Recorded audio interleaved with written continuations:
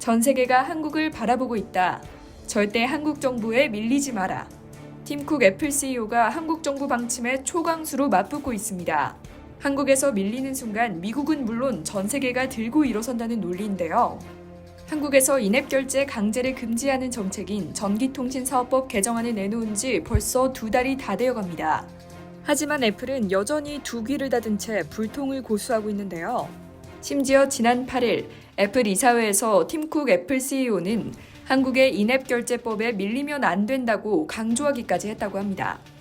방통위는 지난 9월 개정된 전기통신사업법을 시행한 후 구글과 애플에게 법 준수를 위한 이행 계획을 제출할 것을 수차례 요구해왔습니다. 그러나 인앱 결제를 강제하고 있는 애플은 자사 정책을 고수하겠다고 밝혔습니다.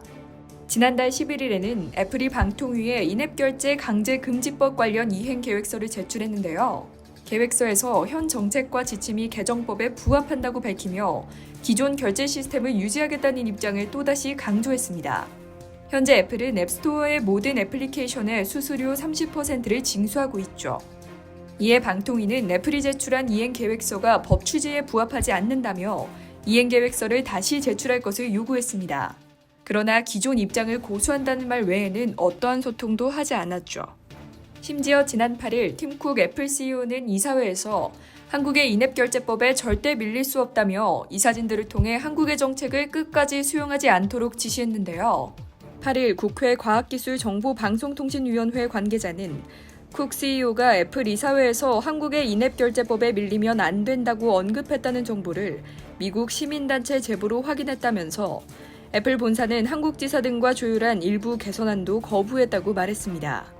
과학기술정보통신부 복수 관계자도 쿡이 한국 시장에서 밀리면 안 된다는 지시를 한 것을 전해 들었다고 밝혔습니다.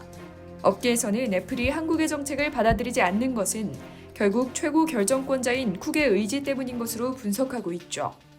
현재 한국 외에도 미국과 유럽연합 역시 애플에게 앱스토어 결제 정책을 변경하도록 강력히 요구하고 있는데요. 따라서 애플이 만약 한국에서 외부 결제를 허용하면 다른 나라들도 똑같이 허용해 주어야 하는 상황이 올 가능성이 큽니다. 당연히 애플은 이를 우려해 한국의 정책을 수용하지 않는다는 것이죠. 애플과 한국 정부의 갈등은 더욱 고조될 것으로 보입니다.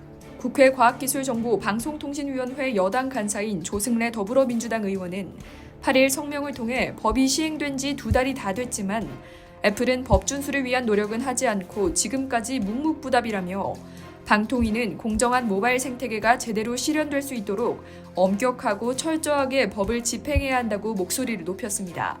이상 여의도TV였습니다.